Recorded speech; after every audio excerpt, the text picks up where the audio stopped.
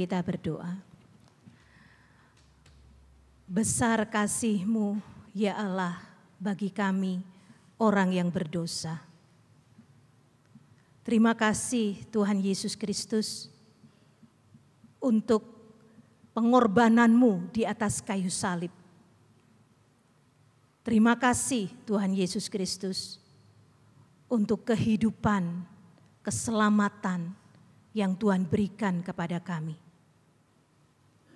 Terima kasih Tuhan, karena kasih-Mu selalu nyata dan mengalir dalam hidup kami. Kasih-Mu yang membuat kami kuat dan kami boleh terus setia mengikut Engkau. Terima kasih. Saat ini kami akan bersama membaca dan merenungkan firman Tuhan.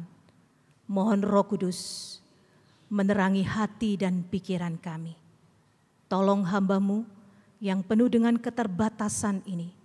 Dan tolonglah seluruh umat-Mu sehingga dalam anugerah Tuhan boleh mengalami perjumpaan secara pribadi dengan Tuhan. Berkati kami semua di dalam nama Tuhan Yesus Kristus. Kami sudah berdoa. Semua yang percaya katakan amin. Shalom. Puji nama Tuhan, Bapak Ibu Saudara yang terkasih dalam Tuhan. Pada hari ini Tuhan izinkan kita boleh kembali berjumpa dan kita akan bersama-sama merenungkan firman Tuhan dengan satu tema, yaitu kematian pribadi yang agung.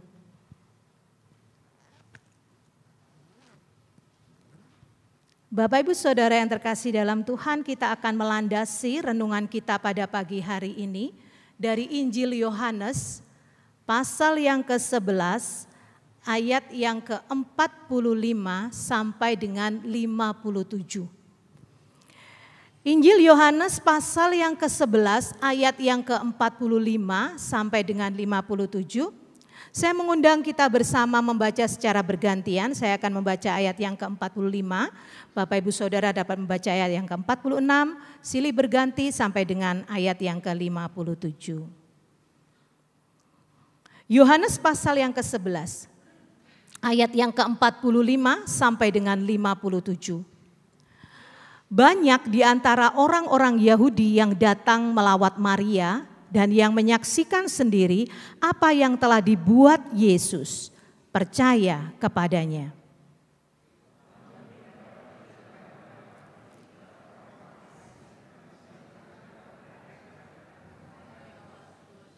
Lalu imam-imam kepala dan orang-orang Farisi memanggil mahkamah agama untuk berkumpul dan mereka berkata, apakah yang harus kita lakukan? Sebab orang itu membuat banyak mujizat.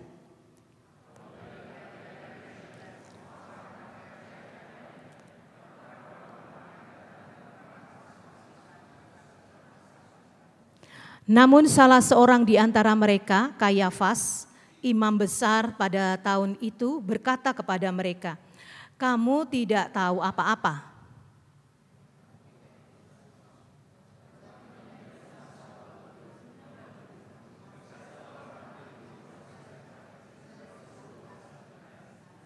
Hal itu dikatakannya bukan dari dirinya sendiri, tetapi sebagai imam besar pada tahun itu ia bernubuat bahwa Yesus akan mati untuk bangsa itu.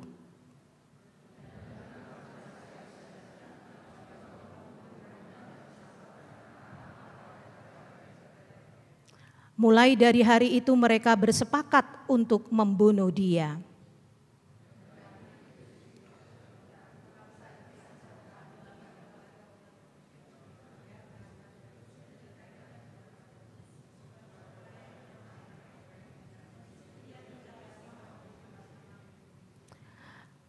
Pada waktu itu, hari raya Paskah orang Yahudi sudah dekat dan banyak orang dari negeri itu berangkat ke Yerusalem untuk menyucikan diri sebelum Paskah itu.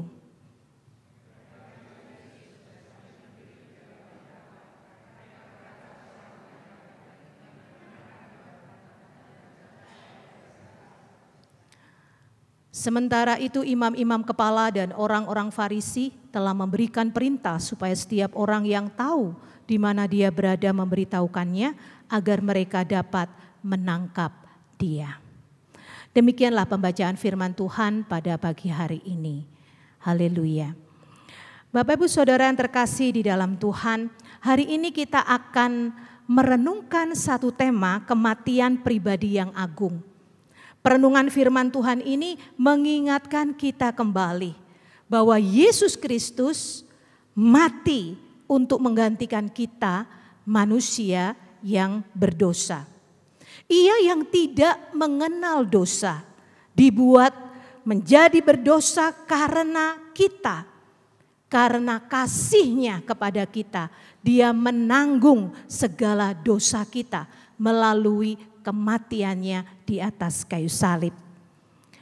Saudaraku yang terkasih di dalam Tuhan, firman Tuhan mengatakan bahwa Allah menunjukkan kasih-Nya oleh karena Kristus telah mati untuk kita ketika kita masih berdosa. Jadi ketika kita masih berdosa, Tuhan telah menyatakan kasih-Nya kepada kita. Dan upah dosa itu adalah maut. Kematian yang kekal. Semua orang telah berbuat dosa dan kehilangan kemuliaan Allah. Jadi artinya adalah bahwa setiap kita seharusnya itu mengalami kematian yang kekal. Namun puji syukur kepada Tuhan, kita memperoleh kehidupan yang kekal di dalam Kristus Yesus. Saudaraku yang terkasih di dalam Tuhan, hal ini menunjukkan bahwa sesungguhnya saya dan Bapak Ibu Saudara, kita semuanya ini adalah penyebab kematian Yesus Kristus. Karena dosa kita, Tuhan Yesus akhirnya menggantikan kita supaya kita ini beroleh hidup yang kekal. Oleh karena itu biarlah melalui pemberitaan firman Tuhan pada hari ini, kita bersama-sama kembali merefleksikan diri kita di hadapan Tuhan. Tuhan yang begitu mengasihi kita. Bagaimanakah kasih kita kepada Dia? Biarlah kita berani mengambil satu tekad dan komitmen untuk semakin mengasihi Tuhan dan terus belajar hidup menyenangkan Tuhan. Bapak Ibu Saudara yang terkasih di dalam Tuhan, Yohanes 11 ayat 45 sampai dengan 57 menceritakan tentang reaksi dari orang Yahudi setelah Yesus membangkitkan Lazarus dari kematian. Dan perikop ini juga menceritakan tentang bagaimana orang-orang Farisi dan ahli-ahli Taurat mulai merencanakan untuk menggantikan Yesus. Karena apa? Mereka khawatir akan kekuasaan maupun juga pengaruh dari Tuhan Yesus. Melalui renungan pada malam hari ini, kita akan belajar 3 kebenaran dari firman Tuhan. Yang pertama adalah mujizat tidak paralel dengan respon iman. Tidak selalu orang yang melihat dan mengalami mujizat dari Tuhan itu otomatis akan beriman. Ada orang yang setelah melihat mujizat Tuhan malah tetap keras hatinya. Meragukan Tuhan. Bahkan menentang dan menolak Tuhan. Tapi sebaliknya Bapak Ibu. Ada orang yang beriman tanpa harus melihat mujizat Tuhan. Mengapa? Karena iman mereka bertumbuh karena mendengarkan firman dan percaya kepada janji-janji Allah. Pada Injil Yohanes pasal 11 ayat 45 sampai 46 di situ dikatakan, banyak di antara orang Yahudi yang datang melawat Maria, yang mana pada saat itu mereka masih dalam suasana duka. Dan yang menyaksikan sendiri apa yang telah dibuat Yesus, percaya kepadanya.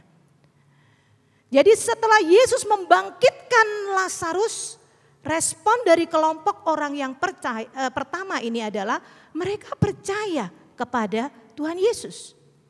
Tapi kita lihat respon kelompok orang yang kedua pada ayat yang ke-46. Namun beberapa di antara mereka pergi kepada orang-orang Farisi dan menceritakan kepada mereka apa yang telah dibuat Yesus. Jadi setelah Lazarus dibangkitkan, sebagian orang percaya, tetapi sebagian lagi malah melapor kepada orang Farisi. Kasih tahu, wah gimana nih, sekarang nih Lazarus mati dibangkitkan loh. Wah ini akan makin banyak orang yang mendapatkan pengaruh nih dari Yesus. Jadi mereka melaporkan untuk apa? Untuk memikirkan bagaimana cara mereka dapat menjatuhkan Yesus. Jadi ini adalah merupakan kelompok yang kedua, di mana mereka melihat, menyaksikan sendiri mujizat Tuhan. Tapi mujizat itu membawa mereka justru menolak Tuhan dan tidak percaya kepada Tuhan. Jadi Bapak Ibu Saudara yang terkasih di dalam Tuhan, dengan demikian kita melihat bahwa mujizat dan respon iman itu tidak selalu berjalan searah atau tidak paralel. Mujizat itu bisa memicu iman, tapi juga sebaliknya itu bisa memicu penolakan. Di dalam Alkitab ada begitu banyak contoh bagaimana Tuhan menyatakan mujizatnya.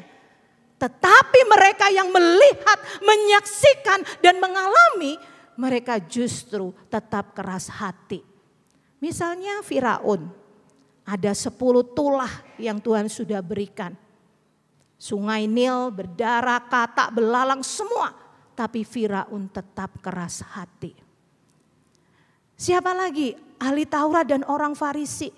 Mereka lihat begitu banyak perbuatan Tuhan Yesus. Mengusir setan, menyembuhkan orang sakit, bahkan membangkitkan orang mati. Tapi mereka pun tetap tidak percaya kepada Tuhan Yesus. Demikian juga kita lihat bangsa Israel di padang gurun. Mereka dipelihara dengan begitu ajaib. Mereka melalui makanan yang Tuhan berikan dari surga. Air yang Tuhan berikan dari batu. Yang keluar dari batu. Begitu banyak pertolongan Tuhan. Tapi mereka tetap meragukan Tuhan dan tidak percaya. Sehingga akhirnya mereka membuat akan lembu emas, mereka menyembah ilah yang lain. Inilah realitanya Bapak Ibu Saudara yang terkasih dalam Tuhan. Bahwa mujizat Tuhan itu tidak paralel dengan respon iman. Bapak Ibu Saudara yang terkasih di dalam Tuhan Yesus Kristus, ada 2 pasang suami istri.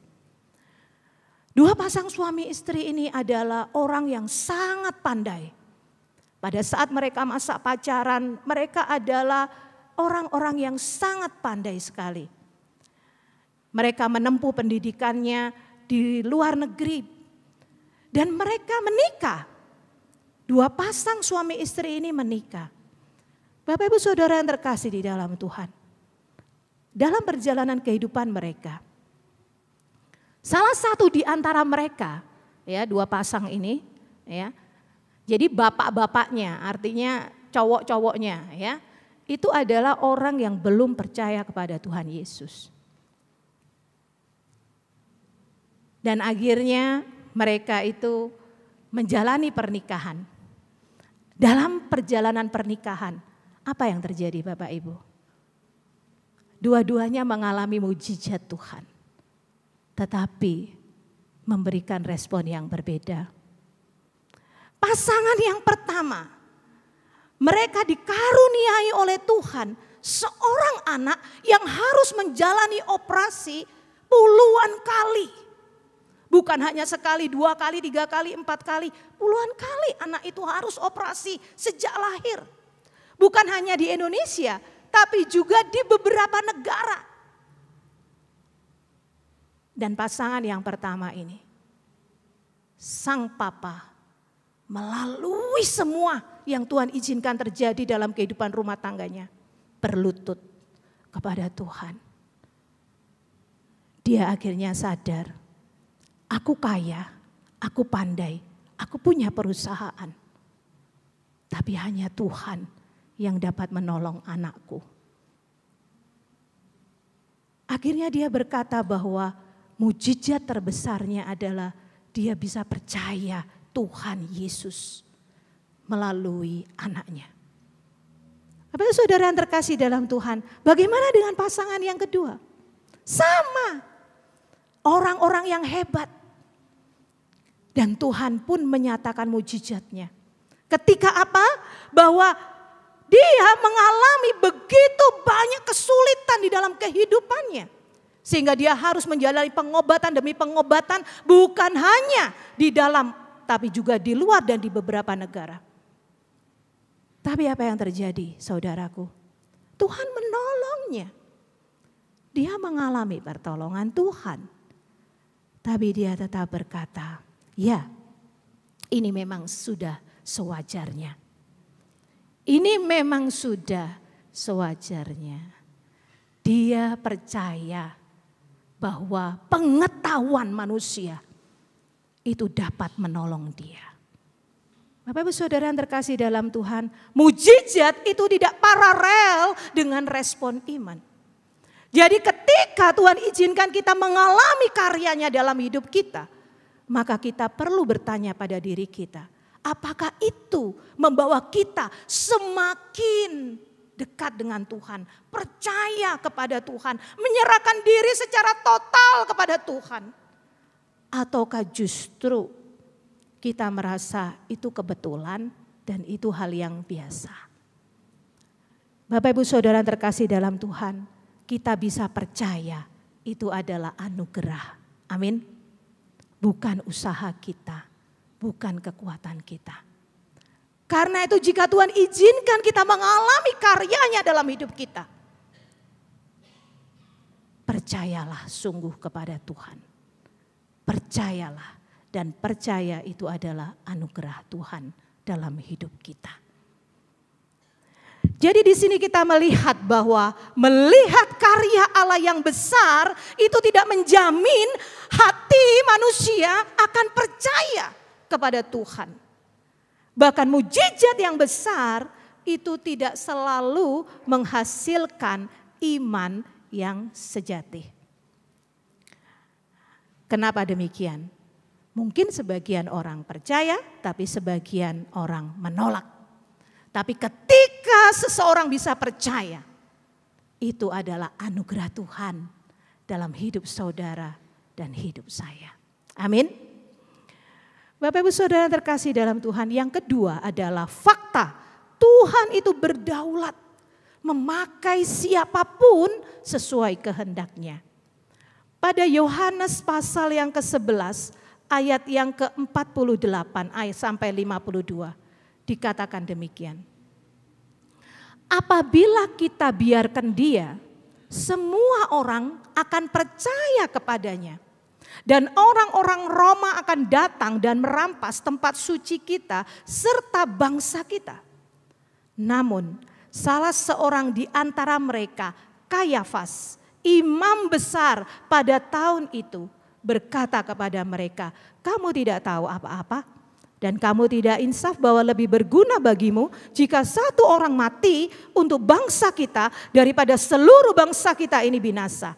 Hal itu dikatakannya bukan dari dirinya sendiri, tetapi sebagai imam besar pada tahun itu ia bernubuat bahwa Yesus akan mati untuk bangsa itu. Dan bukan untuk bangsa itu saja, tetapi juga untuk mengumpulkan dan mempersatukan anak-anak Allah yang tercerai-berai. Saudaraku, pada masa itu Israel itu berada di bawah kekuasaan Romawi. Imam-imam itu takut bahwa pengaruh Yesus pada saat itu akan memicu terjadinya pemberontakan yang bisa membuat Roma itu menghancurkan bangsa mereka.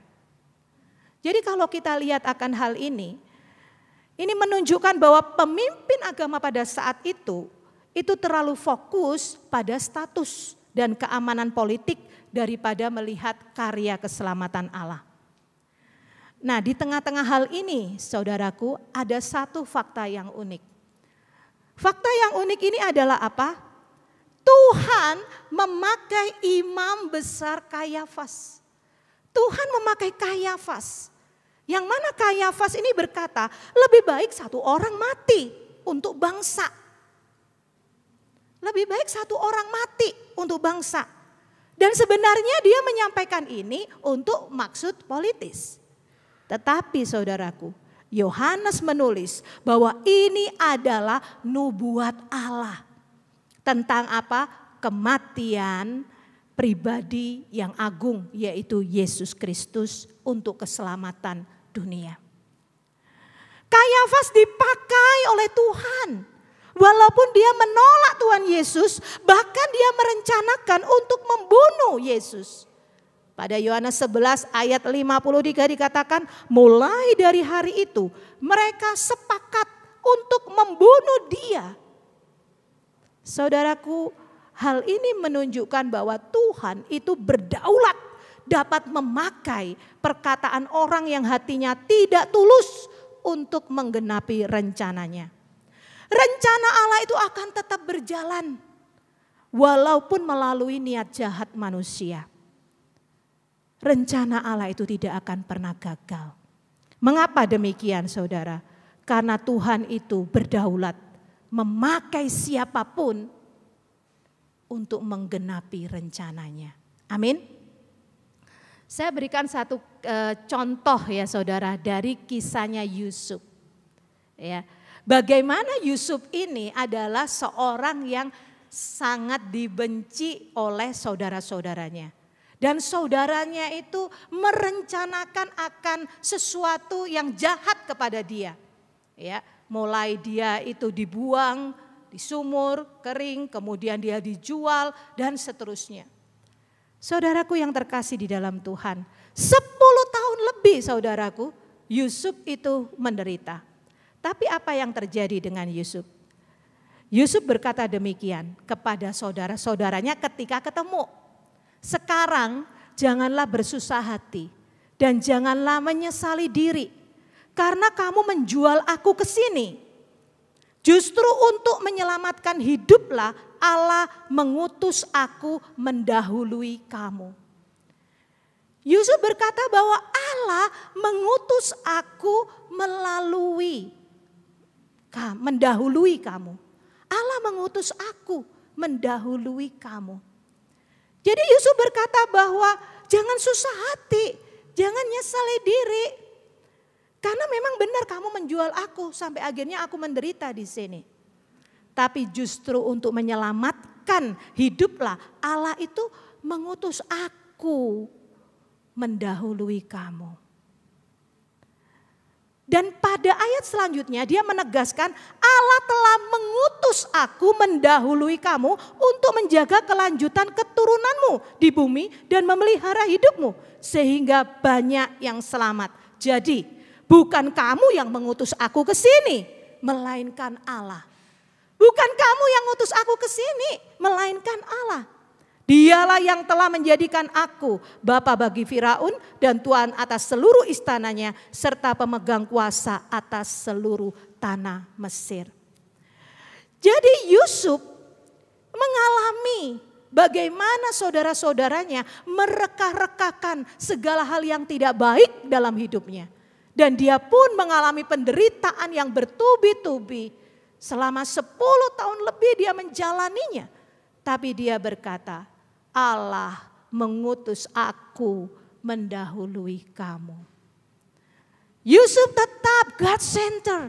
Dia memandang kepada Tuhan bahwa di dalam perjalanan demi perjalanan, walaupun mungkin ada orang-orang yang merekakan hal yang jahat atas hidupnya, rencana Tuhan itu tidak akan pernah gagal. Amin.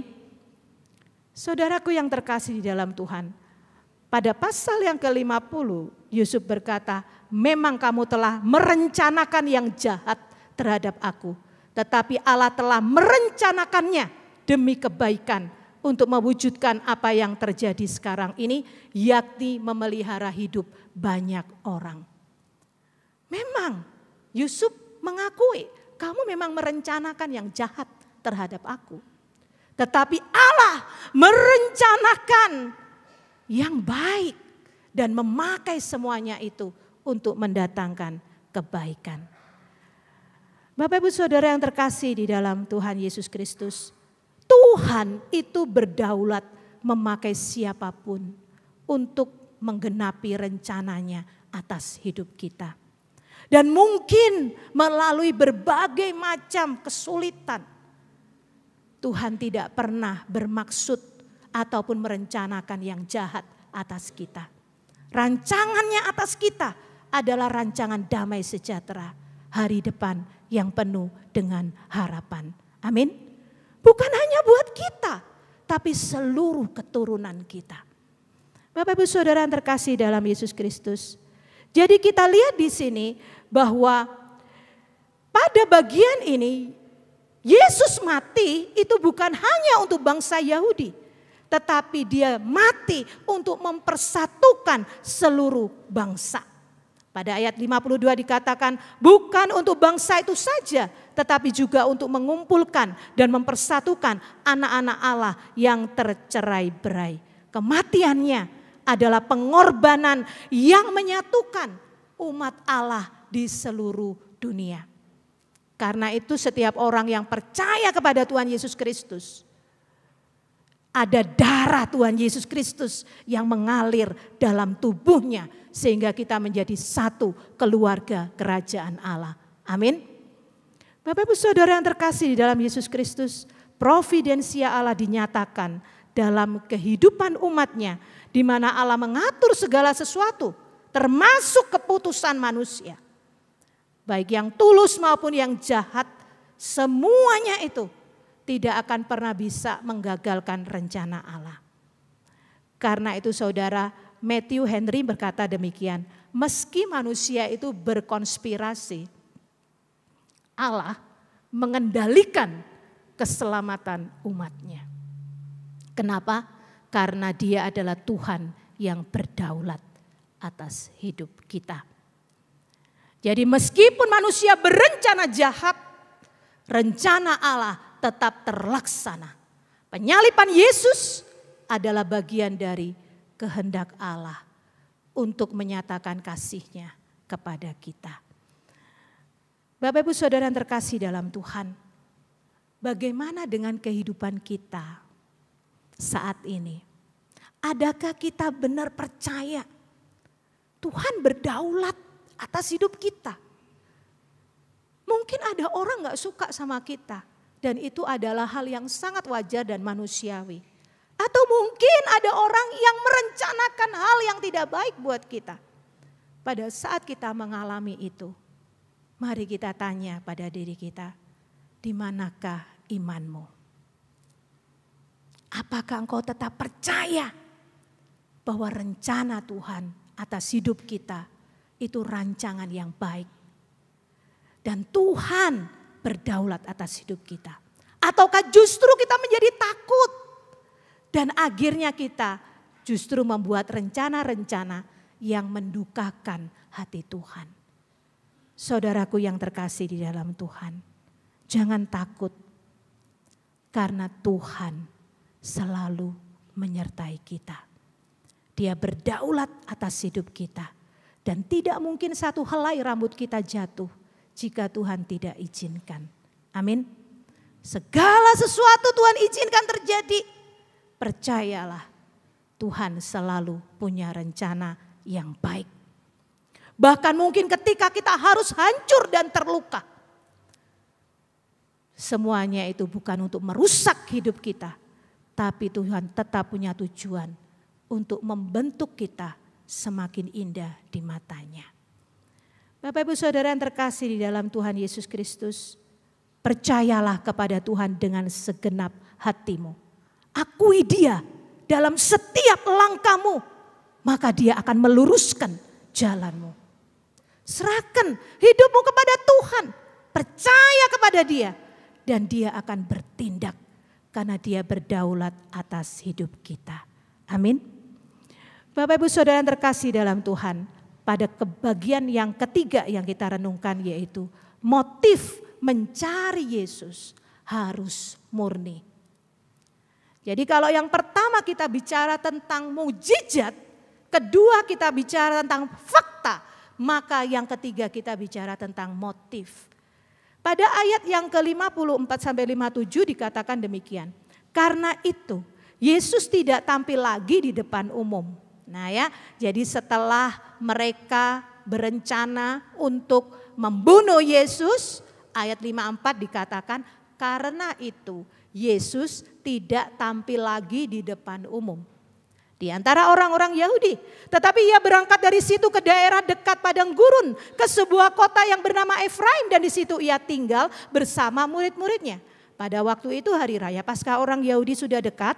Dan banyak orang dari negeri itu berangkat ke Yerusalem untuk menyucikan diri sebelum Paskah itu. Mereka mencari Yesus. Dan sambil berdiri di dalam bait Allah mereka berkata kepada yang lain. Bagaimana pendapatmu? Akan datang jugakah ia ke pesta? Sementara itu imam-imam kepala dan orang-orang Farisi telah memberikan perintah supaya setiap orang yang tahu di mana dia berada memberitahukannya agar mereka dapat menangkap dia. Motif mencari Yesus harus murni. Saudaraku, motif sama motivasi itu beda. Motivasi itu lebih luas artinya. Tapi kalau motif itu hal yang spesifik, alasan yang terdalam, dorongan batin dari hati kita yang mendasari satu tindakan kita. Itu adalah motif. Saudaraku, motif mencari Yesus harus murni. Ketika kita melihat tadi ayat yang ke-54, karena itu Yesus tidak tampil lagi di depan umum. Ini Yesus kan menghindari, dia pergi. Ini bukan berarti Yesus takut, saudaraku. Tetapi karena apa? Waktunya belum tiba. Yesus itu berjalan sesuai dengan rencana Bapa. Ada saatnya dia memang harus tampil, tapi ada saatnya dia memang harus mundur. Saudaraku yang terkasih dalam Tuhan. Dalam kehidupan kita, ada waktunya kita itu memang harus berjalan maju. Tapi ada waktunya kita mungkin perlu mundur atau mungkin berdiam dan menantikan, menunggu waktu Tuhan. Bukan memaksakan langkah kita karena kita mampu. Tapi mungkin Tuhan ingin kita berhenti, menantikan Dia, menunggu waktunya. Mengapa saudara? Karena waktu Tuhan itu sempurna. Hikmat dalam memilih waktu adalah bagian dari ketaatan. Ketika Tuhan Yesus tidak tampil lagi di depan umum, itu merupakan satu keputusan di mana dia taat pada kehendak Bapa. Saudaraku yang terkasih dalam Tuhan, demikian juga dalam kehidupan kita. Segala sesuatu ada waktunya. Tuhan akan menjadikan segala sesuatu indah pada waktunya. Karena itu kita perlu selalu dekat dengan Tuhan. Setiap hari gunakan waktu untuk baca firman, berdoa. Karena dengan itulah kita akan tahu apa yang menjadi keinginan Tuhan atas hidup kita. Dan kita akan menjadi kuat menantikan waktu Tuhan. Amin. Saudaraku, di situ juga disinggung tentang Paskah. Paskah adalah perayaan besar pembebasan Israel dari Mesir. Saat itu Yesus sebagai anak domba sejati akan menggenapi makna Paskah dengan mati disalibkan. Nah, saat itulah orang-orang itu kan mencari Tuhan Yesus dengan berbagai macam motif, ya. Mereka sangat beragam sekali motifnya. Ada yang tulus, ada juga yang sebenarnya cuma pingin tahu dia nanti ini gimana sih, dia ngapain sih, gitu ya. Jadi ada juga yang ikut-ikutan. Oh ikut ya. Bapak Ibu yang saudara terkasih dalam Tuhan, bagaimana dengan kita? Motif kita mencari Yesus itu apa? motif kita mencari Yesus itu harus murni. Kita bukan mencari berkat-Nya, tapi kita sungguh-sungguh mau datang dan menyerahkan hidup kepada sumber berkat. Dan juga yang memberi kehidupan kepada kita. Bapak Ibu Saudara yang terkasih di dalam Tuhan, Yesus adalah korban pengganti. Dia menggantikan kita dengan mati di atas kayu salib untuk keselamatan kita, manusia yang berdosa. Sebagaimana di dalam Roma dikatakan, terlebih lagi karena kita sekarang telah dibenarkan oleh darahnya, kita pasti akan diselamatkan melalui Dia dari murka Allah. Sebab jikalau kita ketika masih seteru diperdamaikan dengan Allah melalui kematian anaknya, terlebih lagi kita yang sekarang telah diperdamaikan pasti akan diselamatkan oleh hidupnya. Bukan hanya itu saja, kita malah bermegah dalam Allah melalui Tuhan kita Yesus Kristus. Sebab melalui Dia kita sekarang telah menerima pendamaian itu. Jadi Bapak Ibu Saudara yang terkasih dalam Tuhan, Tuhan Yesus Kristus mati di atas kayu salib untuk tujuan supaya kita ini bisa mengalami perdamaian dengan Bapa di surga. Untuk tujuan supaya kita ini dapat mengalami keselamatan dan kehidupan yang kekal. Karena itu biarlah melalui firman Tuhan pada hari ini kita kembali diingatkan bahwa mujizat tidak paralel dengan respon iman. Ingatlah mujizat terbesar yang telah Tuhan berikan kepada kita. Yaitu apa? Penghapusan dosa kita.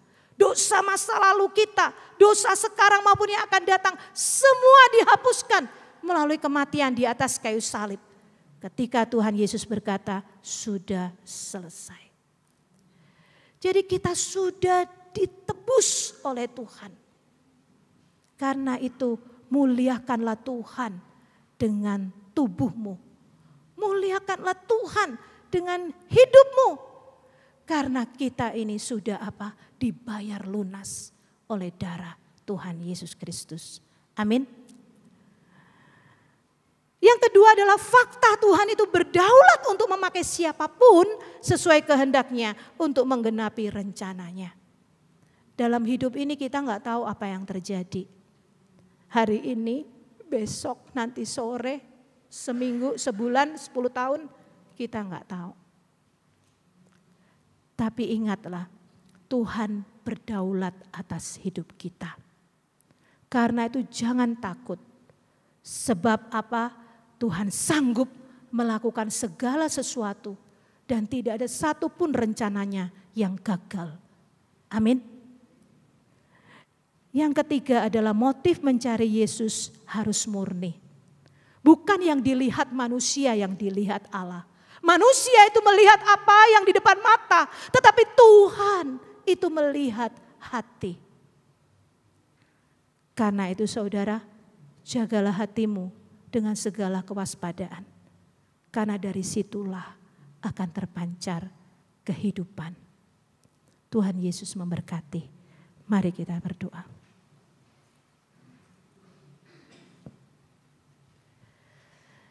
Mari kita mengambil waktu teduh sejenak. Berefleksi setelah kita mendengarkan firman Tuhan. Berdoalah kepada Tuhan. Nantikanlah Dia. Percayalah. Dia sanggup melakukan segala sesuatu. Dan tidak ada satupun rencananya yang gagal atas hidupmu. Masing-masing berdoa di dalam hati.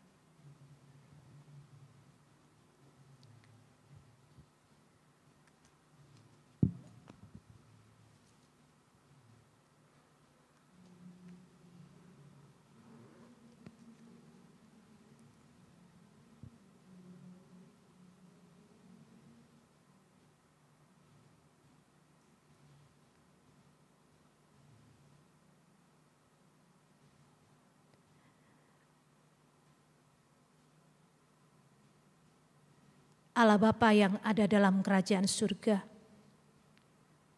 Terima kasih kami boleh bersama-sama belajar firman Tuhan. Kuatkan iman kami, teguhkan hati kami, untuk kami boleh tetap terus percaya dan setia mengikut Tuhan Yesus Kristus. Peliharakan iman yang Kau karuniakan kepada kami ya Tuhan.